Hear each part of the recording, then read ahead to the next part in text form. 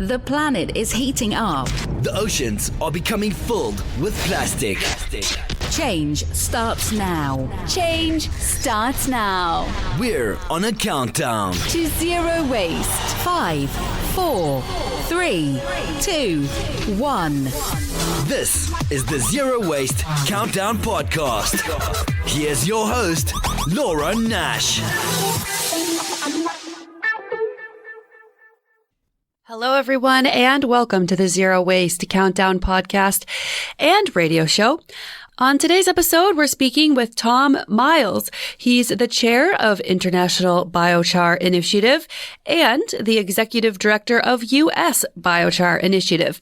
He's also the president of TR Miles Technical Consultants, Inc. in Portland, Oregon. Tom, thank you so much for joining us today on the show. Oh, happy to be here. So let's learn about biochar. What exactly is it? The biochar is charcoal made from biomass, from wood or grasses that have been heated until they become charcoal. And the bio part of biochar is to distinguish between charcoal that's made from vegetation, from biological sources, rather than charcoal that's made from coal or from fossil fuels. A lot of people may not realize that a lot of activated carbon is actually made from coal or from petroleum residuals. So biochar is made from biological sources, and it is charcoal that retains the structure of the original plant that it's made from. So biochar from wood looks very much like a little honeycomb structure of the wood cells, the wood that it was made from. If you make biochar from grasses, it has a little different structure, and it has a little different composition. So I would think that when I would burn something that it would lose nutrients or it would lose viability, but biochar is actually really, really good for soil. So what do those honeycomb structures, and is it fair for me to say burnt out structures when I'm referring to that? They're burnt out structures in the sense that when you burn something, when you burn wood, for example, about 80% of the mass of the wood will convert to a gas before it's burned, and about 20% of it will remain in the form of charcoal. And when you're burning charcoal will react in direct contact with air. It will burn in direct contact with air. So that if you keep the air out and all you're doing is heating the wood, then you wind up with the charcoal that's left, and it winds up being a very good, it's almost magnetic, attracts nutrients. So the charcoal itself doesn't necessarily contain minerals and fertilizers unless the minerals and fertilizers started in the plant that it was made from. So that if we take a nutrient-rich material like biosolids from sewage sludge and we carbonize it, then we can wind up with a biochar that is very high in phosphorus, for example, and sulfur and other nutrients. But the ash content is very low in most woods and grasses. So by making biochar at a relatively low temperature, we can keep the nutrients contained along with the carbon in the char, and then it becomes available. Some of that becomes available to plants when we combine it in the soil. Mm-hmm. And so that's what's happening when you add it to regular soil. I'm almost getting a picture painted here that perhaps it makes like a home for fungus and different things in the soil? Yeah, it does. And when you think of it, when you're adding charcoal to the soil, you're actually adding a relatively small percentage. So according to our Natural Resource Conservation Service, if you increase the soil organic matter by 1%, you increase the water holding capacity by 25,000 gallons per acre. So by improving that porosity, you add both air and water, the capacity of the soil to contain more air and water. Those same porous areas are where the microorganisms live that are in contact with the roots. Microorganisms that feed the roots. So if their charcoal helps the soil maintain that kind of porosity for air and water that's needed for plant growth. Mm-hmm. And that's so important on the West Coast where you are because you don't get a lot of rain in the summer, right? So if we can do anything to increase water retention, then that's good. Yeah, and it's been particularly popular, and we've seen a substantial increase in biochar use in California during periods of drought. Mm-hmm. And so rather than going out and drilling more wells and depleting the groundwater, if we can retain more water in the soil, and in that case, it's often combined with compost. Biochar is actually either combined with the organic matter and composted together, or it's blended with compost. And that improves the water holding capacity of the compost. And then as the compost breaks down, the biochar doesn't break down. And so you have this constant habitat, if you will, for the microorganisms as well. So there's both the physical and chemical side of benefits of biochar, and then there's the biological side as well. And that's really the biological benefit is enabling the biology in the soil. So I want to talk about the Amazon a little bit because this is how I heard of biochar.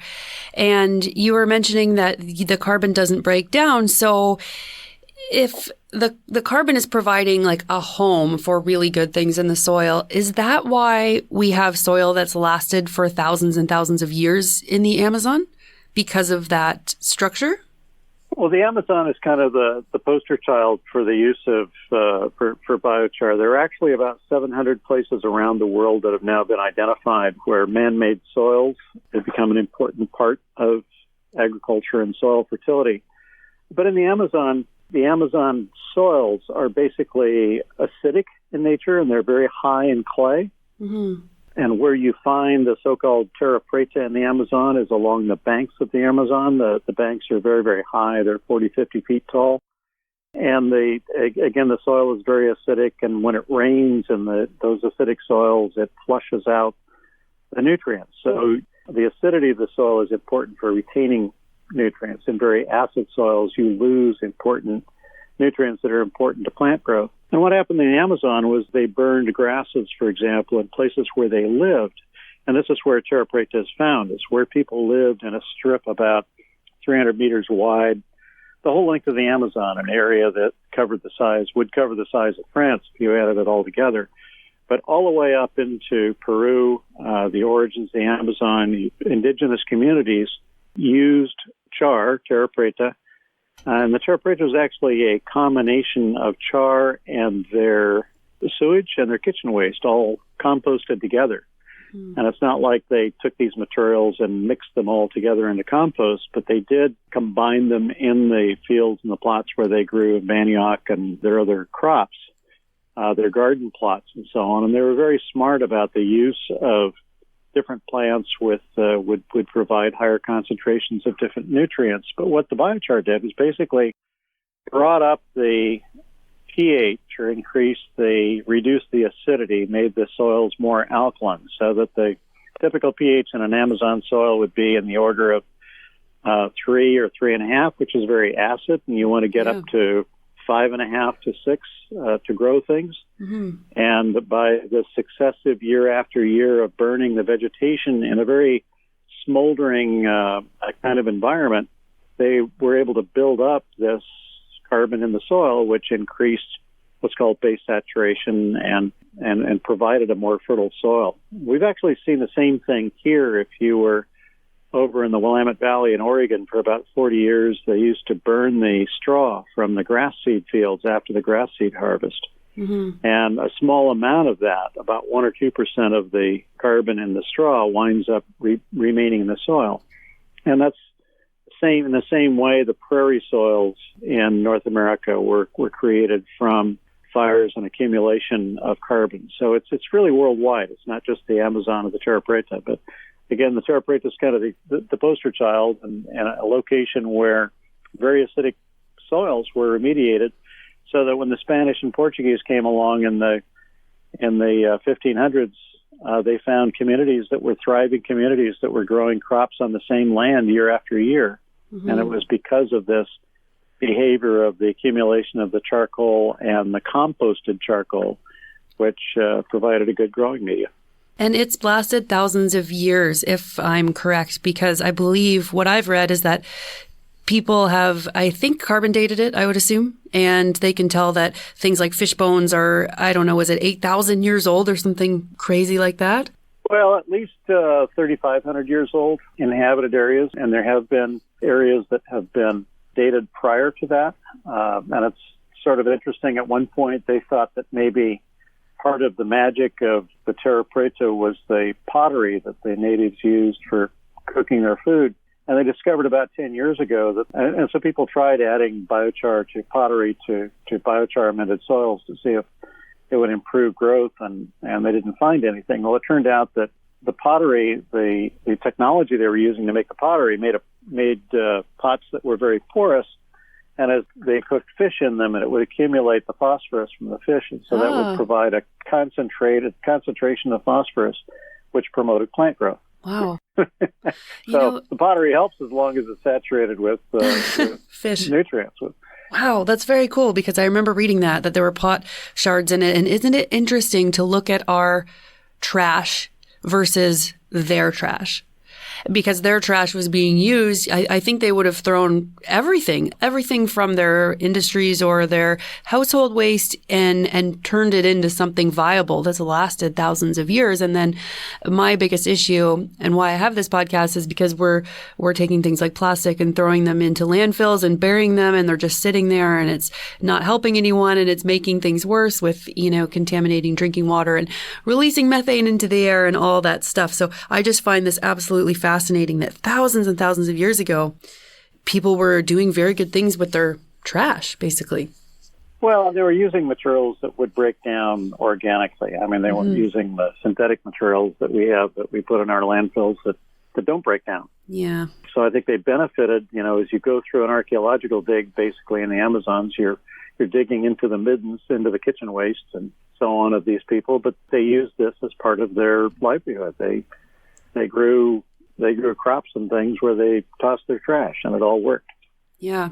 A very important part of our life where I live is our horses' manure, because that's what we use for our garden. And our horses are very, very old. One of them's turning 33, and he's just totally healthy.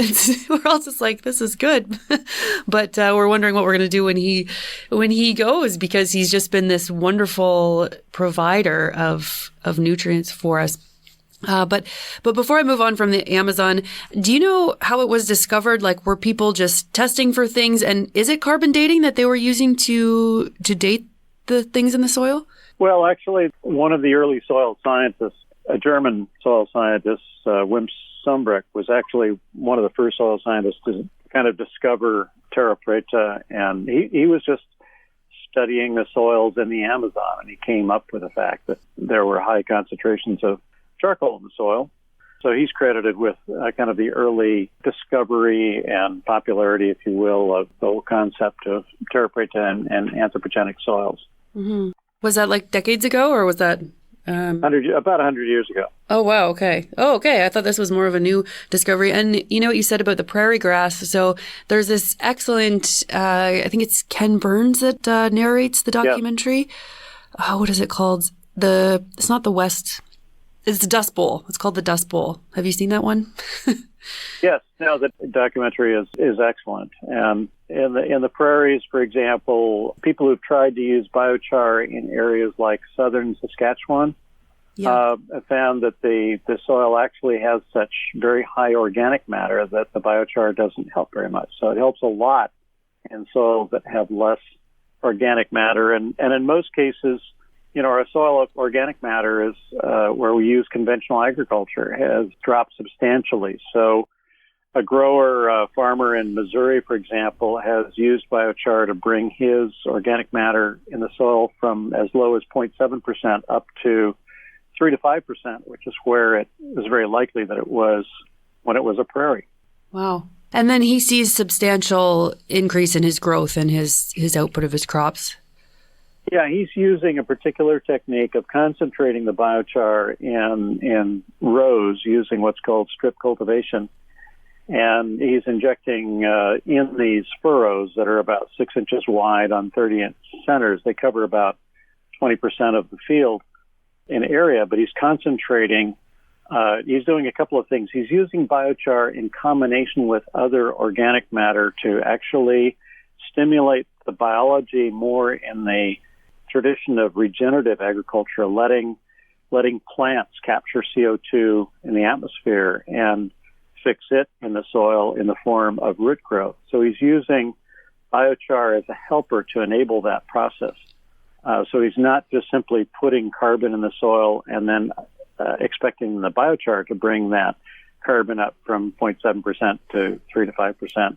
He's making it possible for the plants to develop their own root growth. And in doing that, he's brought worms back to his soil, and they didn't exist in his soil. And he's brought worms back, and he's improved their productivity. He's doubled the yield. He's sold his future corn. He's growing corn for export.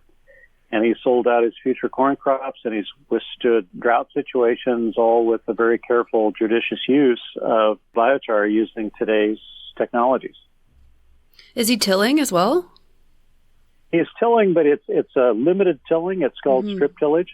Yeah, I've never heard of that before, because we till our gardens and everybody's like, ooh, that's bad. But we have excellent, like, large gardens, and with the manure and stuff, it works. And we've never, ever had to spray for anything. But we also have, like, borders of native plants around. So I think that helps with pest control as well. You know, you obviously are doing other things to compensate for the loss of carbon, and also for the plant diversity and those other things, which, you know, take us back to more traditional agriculture.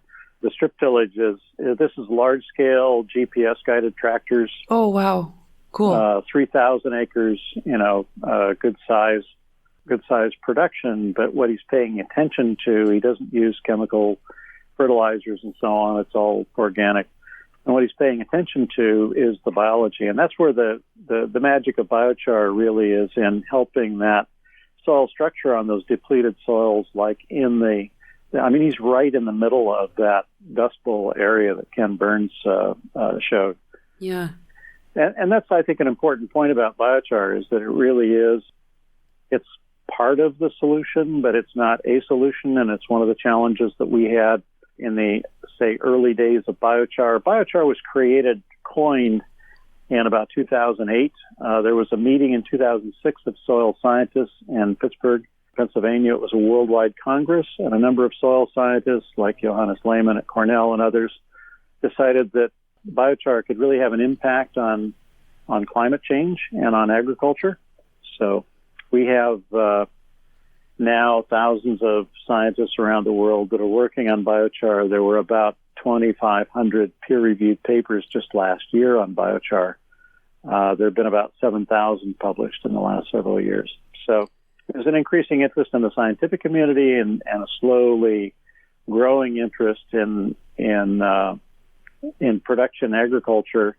Very slow in the United States. It's mostly picked up in higher value areas like retail gardens and turf and those kinds of applications, where you can use a more expensive biochar product. In China, on the other hand, last year they converted about 200,000 tons of crop residues, straws, wheat straw and corn stover, to biochar, and then they combined it with minerals in what they call a biochar-based fertilizer. And they're finding very good success in combining the biochar with minerals and fertilizer, making a granulated fertilizer that they sell back to the farmers. And they give the farmer an incentive because he's adding carbon to the soil when he's using those fertilizers. So in terms of volume, China has really done this in an industrial fashion. About 20% of their soils are polluted. They're contaminated with arsenic, lead, and other pollutants that come from industrial water that they use for irrigation.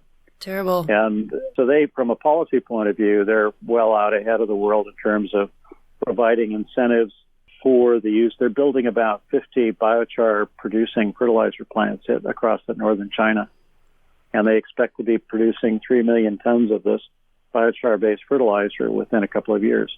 That's a different scale, much different scale than here in North America. Mm-hmm. So we only have in North America about 150 companies that are producing maybe somewhere between 30 and 70,000 tons of biochar per year. So it's slowly growing. It's good. So it makes more sense to, for example, in China, go around with trucks and collect all this biomass from really big giant fields and take it somewhere to burn it. And then that way, I would assume you could capture the gases as well? Yeah, what they're trying to do, the driver in China, is to offset open field burning. So instead of burning their wheat straw and their corn stover in the field and polluting the air in all of the big cities that they have in China, mm-hmm. they provided an incentive for the farmer. So they actually pay the farmer to take his straw to the local fertilizer plant, which now has a carbonizer, and it converts that straw in a contained fashion into biochar and gas, and also they condense what are called wood vinegars. So they use the solid and liquid products in making the fertilizer, and they use the gas to generate heat for generating power and for heating the process. So they're providing the farmer an incentive to not burn his straw, and at the same time they're producing a product for him that helps make his farming more productive and more resilient to climate change. So, for example, they found that these biochar-based fertilizers will actually help the root growth in crops. So even a large industrial crop like soybeans, for example, they found that these fertilizers help the soybean plant grow deeper roots to reach down and access water so the plants will survive in drought-stressed years. Mm-hmm. So but we haven't gotten that far yet in this country. Before you could capture the gases to use energy, were people in the Amazon covering the burning? I think I read somewhere that they would cover it with a bunch of stuff. Would that keep that carbon in, or would it still be releasing into the air? Well, there are a lot of theories about how terra preta and biochar was actually made in the Amazons. Mm-hmm. I've done a lot of open field burning, and we've developed and designed and developed a lot of equipment for burning crop residues in the field in a clean fashion. And I think, frankly, that they were simply burning the grasses, burning the excess residues in wet conditions, which created what's called smoldering combustion. And so you wind up tending to make more char. Mm-hmm. You burn off a lot of the char, but at the same time, you tend to leave more char in the ground. And I think that was probably the more likely condition. They didn't live very long. They only lived until they were 30 or 40 years old. And probably some of that was living in these highly polluted burning conditions.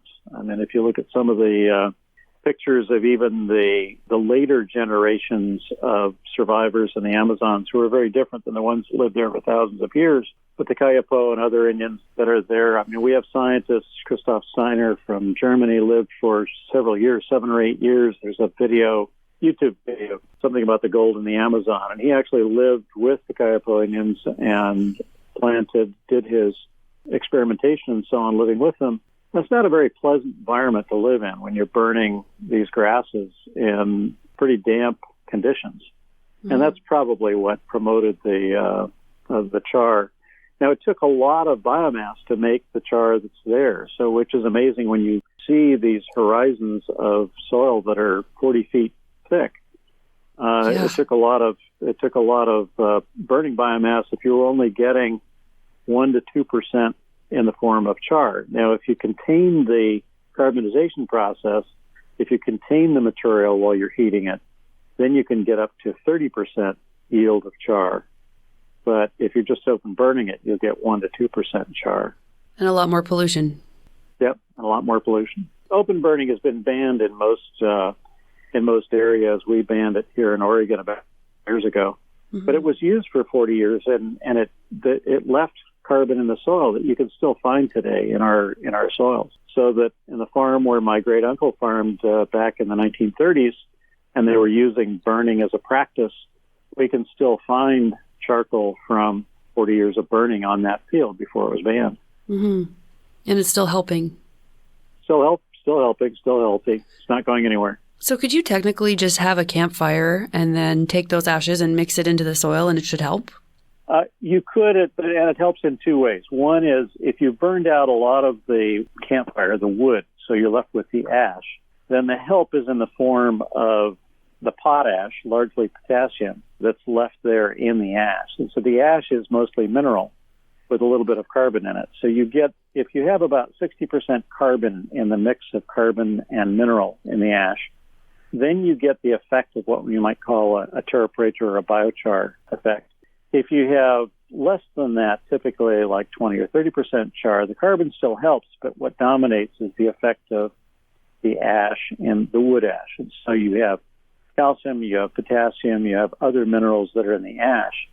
And some plants have an affinity for that ash, and some plants do not. Some plants don't grow well. What it will do is it'll reduce the acidity, increase the pH of the soil, and some plants don't do well with high pH. And each plant sort of has a band or a range that it grows really well in. So the wood ash is highly alkaline. It will bring the pH up. Mm-hmm. But so if you're growing onions and that sort of thing, wood ash famously is very good for that.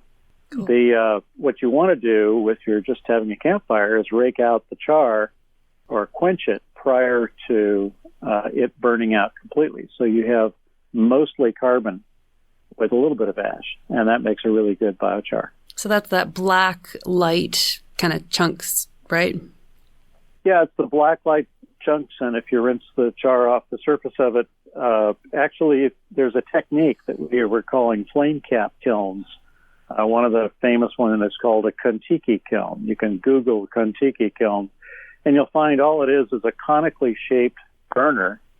And what you're doing there is you're burning the fuel, wood in this case, from the top down. And so most of the wood is sitting in a pool of combustible gases, and it's not letting air or much air get to the solid part. It's just simply burning off the gases. Mm-hmm. And that's a simple way of making biochar in your backyard. There's actually a website called backyardbiochar.net. I saw that. Yeah. And that's Kelpie Wilson. She's a mechanical engineer, and she's kind of specialized in how to make biochar, both at the small scale and even the larger scale, using these more open techniques. So with those techniques, you're not capturing the heat, but you're making biochar in a form that's perfectly usable as a soil amendment. Would you recommend for people at home who have the ability to make biochar, would you recommend that they simply compost for their gardens or use biochar? Like, what do you think is better, or is it a combination? It's not really either or. It's a combination. 5% biochar by weight or about 10% by volume. So scoop of biochar and 9 scoops of compost or organic matter. If you're composting, then combine the biochar with the organic matter and compost it together. Oh. And that's really the best combination, because what happens is the biochar helps the composting process during what's called the thermophilic stage, when the organisms consume the carbon in the organics and they generate carbon dioxide, which creates heat. It'll actually take the temperature of that compost pile up higher than without the biochar. Cool. And it goes up higher and it lasts longer and it makes a more stable char. The other thing that it does, and a reason why more biochar will be used in commercial composting, is that the biochar carries air and moisture down into the compost pile, and so it reduces the formation of methane, and so it reduces greenhouse gases. Good. So greenhouse gas emissions from composting go to practically zero when you're adding biochar in the amount of even 2 to 5%. So a little bit of biochar can go a long way. And then in your composted product, when you use it in the soil, the organics in the compost will continue to break down, whereas the biochar will be stable and stay there as a habitat for microorganisms and promoting plant growth and taking the nutrients that are in the compost and making it available to the plants. It's really a combination. You use a little bit of biochar and a lot of organic matter. If you're building soil, you need a source of nutrients to feed the plant. And biochar provides a stable, and often those come from organic matter like wood chips or whatever, or grasses that are breaking down, and biochar provides that stable carbon. So biochar is not really ash. Like, ash is like a step further than biochar? Biochar contains ash. Yeah. So most biochar will have about anywhere between 60 and 80% carbon, and then the rest will be ash. Okay. And the ash components typically are, usually there's a high percentage of calcium, but often there are other components like sulfur are, as we say, very volatile. They'll vaporize very easily during the carbonizing process. So you don't get a lot of sulfur staying in the ash, but the biochar will attract sulfur and capture it and hold on to it and make it available to plants. It will capture nitrogen. So one of the benefits of composting, for example, is that as you generate ammonia during the composting process, a compost pile with biochar doesn't smell because the biochar captures the ammonia That ammonia is made up of nitrogen, and the nitrogen then is available to plants because it's being held onto by the biochar. Instead of releasing into what you can smell? Instead of releasing not only into what you can smell, but what you can smell is a greenhouse gas. Mm-hmm. Should I be recommending then to my parents who have a wood stove? I mean, it's not the biochar, it's just the ash, but should I be recommending that they put a little bit of ash into their home compost barrel? A little bit of ash in composting is good for composting, and there's a lot of information online as to how you should deal with ash in compost, but it needs to be kind of blended in. It's really a source of minerals, the compost, the ash from their wood stove. If they have a wood pellet stove, they're going to have very little ash. If they have a log stove, stickwood type stove, there'll probably be a little bit more ash that will be more of a combination of ash and char. Mm-hmm. But the ash is kind of a different material than the char, but the char contains ash because you haven't burned out all the carbon. Mm-hmm. So maybe if the fire went out in their furnace and then you could go in and find those black kind of chunks, then that would be the best, right? Yeah. Okay. Just making sure. So you talked about gasification as well.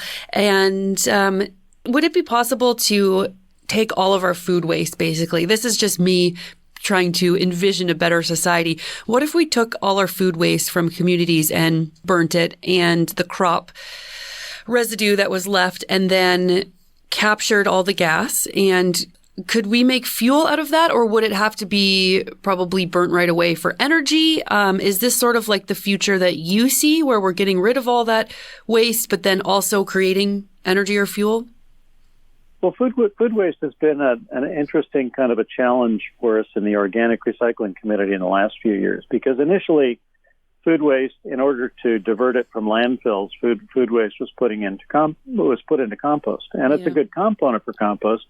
The challenge is that it creates odors, and in large-scale composting, it's created odors that have created in turn lawsuits and by disturbing people. So a lot of food waste now in Europe and in the United States is going into biological processes, either anaerobic digestion, where you're converting it biologically to a gas, either in a solid or a liquid phase, and then the residue from that, the so-called digestate, which is a solid residue, then is typically composted, or it can be composted and converted to biochar. But converting something thermally, breaking down the carbon thermally to biochar, is kind of the last step that you want to do. What you want to do is to see, especially if it's got nutrients, if it's got nitrogen. Food waste has a tremendous amount of, what food waste mostly has is water, and you evaporate that water off. But what it also has is a lot of other beneficial fertilizing kind of elements. And you want to make use of those in growing crops. So what we're beginning to see, even at the community scale, is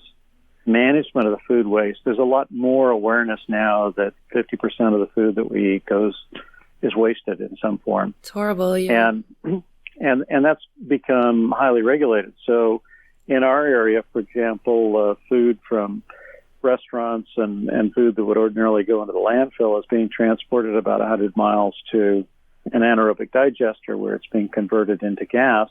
That gas is being recovered and converted into electricity, and the residues then are being converted into a digestate, which either goes into compost, which typically then goes back out on farmers' fields.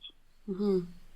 So those kinds of economies are being evolved. If you look at Biocycle magazine, for example, is a good reference that brings together the people who are contractors who are facing issues of what do we do with all the wood in the waste stream now, or what do we do with all the food waste?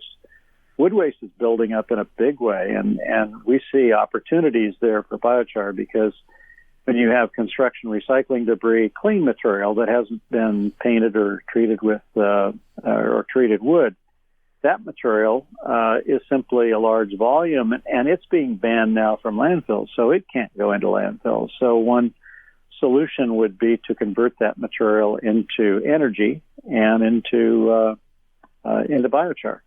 The challenge we have is that because we subsidize fossil fuels, natural gas and oil, and because of fracking and because those energy sources are such low cost, then our utilities are not willing to pay enough money for electricity to justify converting our solid residues into power. And the consumer doesn't want to pay more for a liquid fuel like methanol that can be made from these residues. Mm-hmm. So the economic development people in our area are looking at conversion of these residues to hydrogen and then using them in community vehicles, buses, and that kind of thing as a potential outlet. But there definitely is a potential for, technically it's feasible to take these solid residues like wood and the residues like food waste. I think one of the best examples of utilization of food waste is a hotel in Japan that for 30 years now, they have been taking their food waste and processing it in the hotel in a way that will remove the odor but put it in a form that's suitable for composting. They send it back out to farms that are actually growing food for the hotel, for the restaurant and the hotel.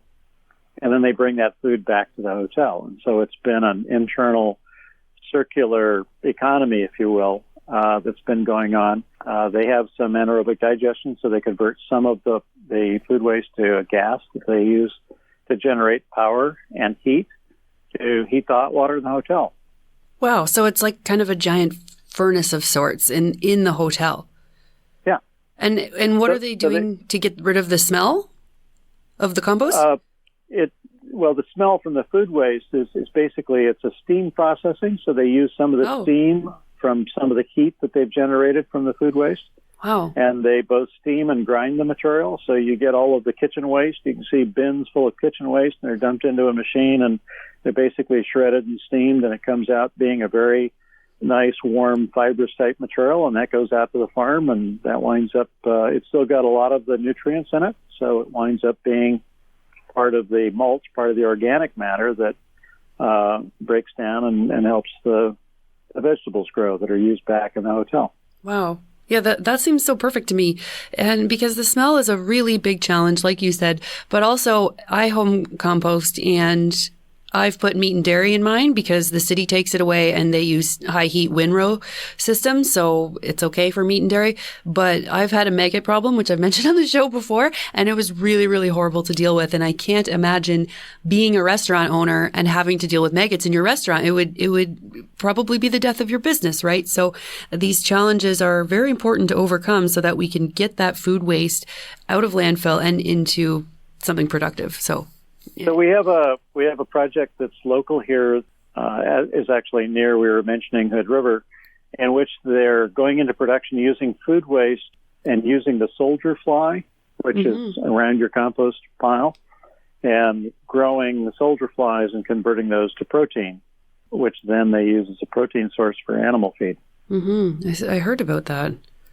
So there are other paths, if you will, other biological paths for handling that. But one of the things that's interesting about adding biochar to organics for composting is that the odor goes away, and it goes away because it's absorbed by the charcoal. So think of ammonia and think of your activated carbon filter that's used in a fish tank, for example. Or right, yes.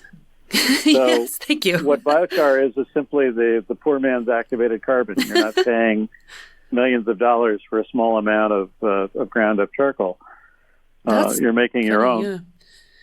I used to use that in my diaper bin for my child. So I had a hole cut out of a plastic bin, and then we put that charcoal filter from a fish tank in there, and then that way it didn't knock you over when you'd open the bin. So it really helped. So biochar is very popular in hydroponics, and it's also very popular in hydroponics where you're growing fish and then using the fish waste, using the nutrients from the fish waste in the hydroponics. But biochar is used in a filtration step in the process. So it can be neatly integrated, and its properties. It's very good at holding on to things. So we're using biochar in stormwater systems where the biochar incorporated with compost and soil in a think of a vegetated ditch along the roadside. Mm-hmm. One of the challenges we have in the Northwest is that copper from brake linings, as brake linings wear down, they go into the stormwater, and then that stormwater that copper floats on down, gets into an estuary. And a few years ago, a friend at Washington State University found that copper in the levels of 9 parts per billion will kill salmon fry. Oh, no. So to protect our salmon, by adding biochar to the filtration process, it captures that copper and locks it up permanently. Wow. So it will capture. It's also good for capturing zinc. Zinc off of old galvanized roofs, for example, is a problem. So that the biochar can be used as part of the filter and growing media in a filtration system.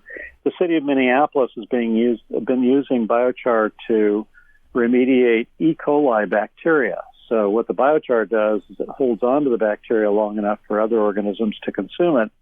They have a problem with E. coli from the songbirds that wind up pooping on the roof, and then that winds up floating down into the stormwater system.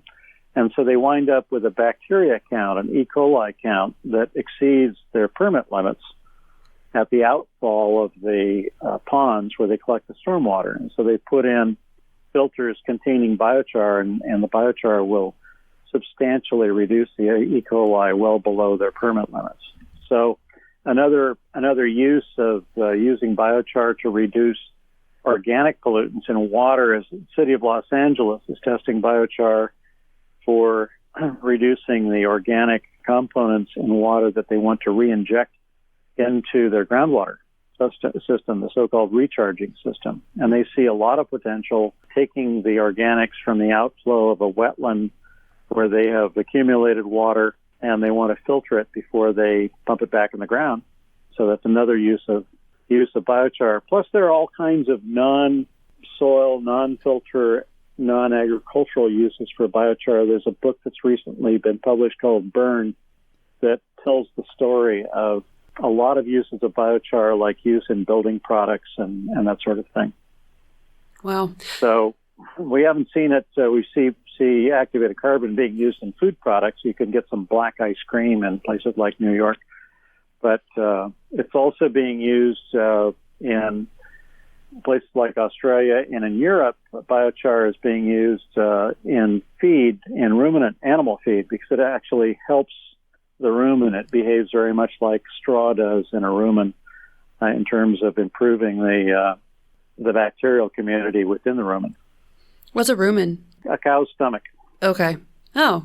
Yeah. So cows are ruminants, and cows and horses and so on. Are pigs? And nope, pigs have a little different gastronomic, but actually biochar at 1 or 2% in pig feed actually improves pigs. It also improves both the odor with chickens, for example. You get a tremendous ammonia smell for chickens because they have a very poor, inefficient metabolism. They're only about 42% efficient in converting nutrients like phosphorus and so on in their body. So they excrete all this stuff and nitrogen. So it nitrogen winds up forming ammonia.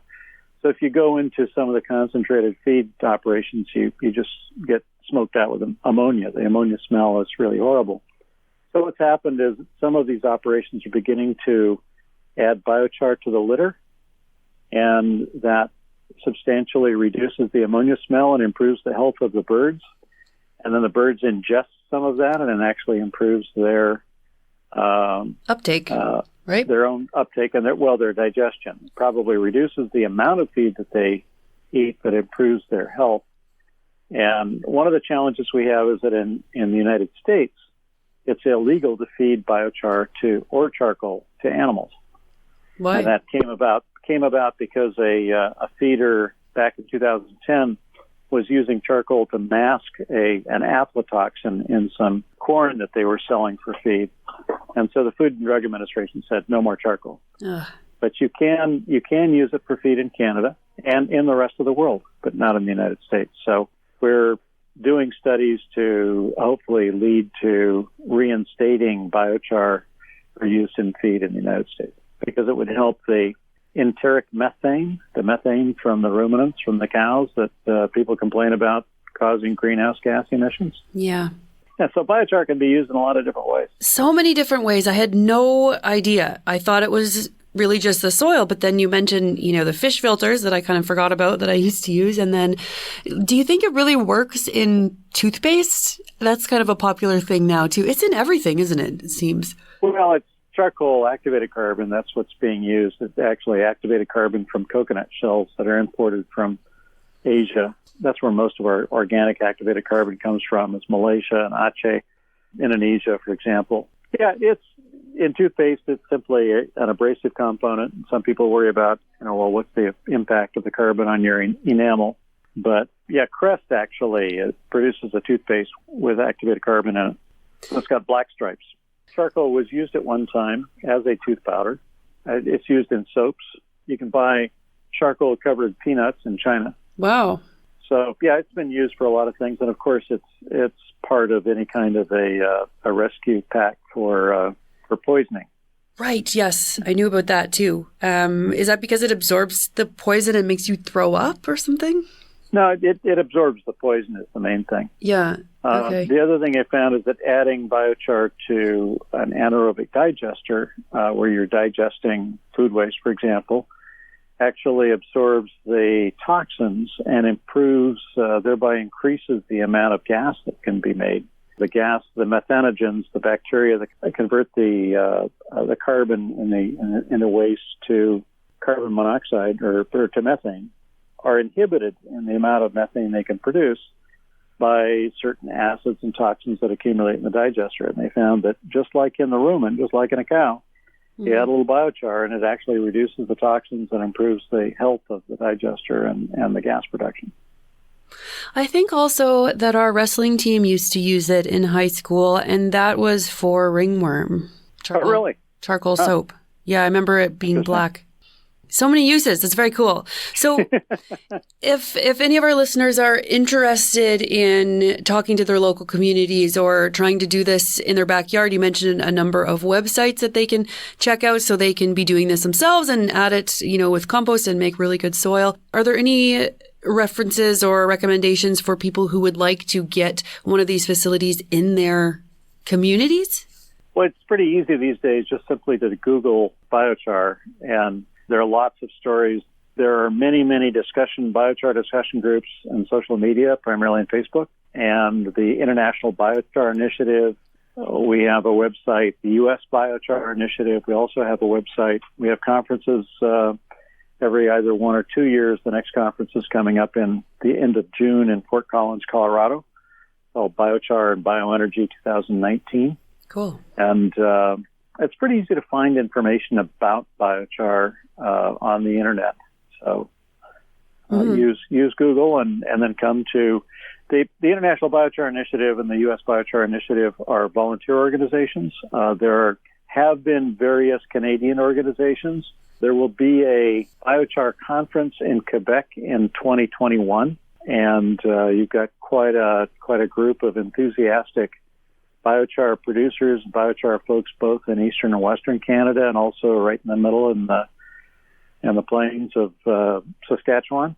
Good. Well, Tom, this has been just amazing, and I've learned so much. I really had no idea that we could use it for so many things, and the Amazon part just fascinates me that humans were doing such good things with their trash, and now we're not. But sometimes we can look to the past, right, to get these answers. So thank you.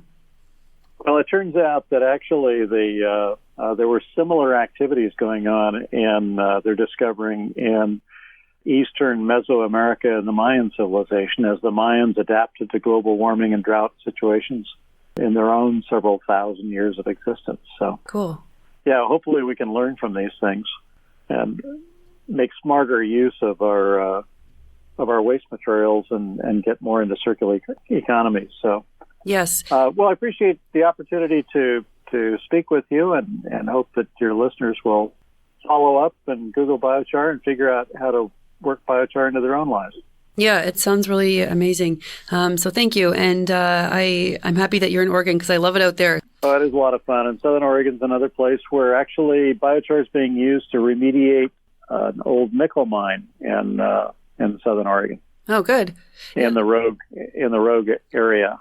Our listeners are from America. And I lived on the West Coast for 13 years and Whistler and Victoria and all those wonderful places. But now I'm back near Toronto because this is where a lot of things happen. And this is actually a better place to save the environment and get people thinking about making more sustainable choices, because here I see garbage everywhere I go. And in Victoria, I would never see someone throw a bottle on the ground, or I would never see cigarette butts all over the place. You know, I mean, part of that's forest fires. You really can't throw cigarette butts out. But in Toronto, for example, you can walk down the street and you can count like 100 cigarette butts sometimes. So there's a lot of work to do here. Absolutely. Well, you have a world of opportunity. Exactly. That's how I see it. Yeah. Although I do miss the West Coast. But yeah, thank you so much. This is really wonderful. And thank you for explaining everything to me, because I don't really know a whole lot of how this works. So I appreciate that. Great. Well, take care. Have a good day. Thank you. You too. Take care. Bye. Thanks. Bye. That was Tom Miles speaking with us today from Portland, Oregon, all about biochar. If you like our show and want to help save the world from all this trash we're consuming, please consider donating to the Zero Waste Countdown. You can become a patron on Podbean, you can find me on Patreon, or you can donate right on the website, zerowastecountdown.com. And if you're interested in seeing a photo of our guests, you can check us out on Instagram. That's _waste_countdown. And if you want to email me, it's laura@zerowastecountdown.com. Thank you for listening, everybody. Thanks to all our listeners in America, Canada, Australia, Germany, the UK, and wherever else you may be tuning in from. Together, we're going to change the world. Change starts now. This is the Zero Waste Countdown Podcast.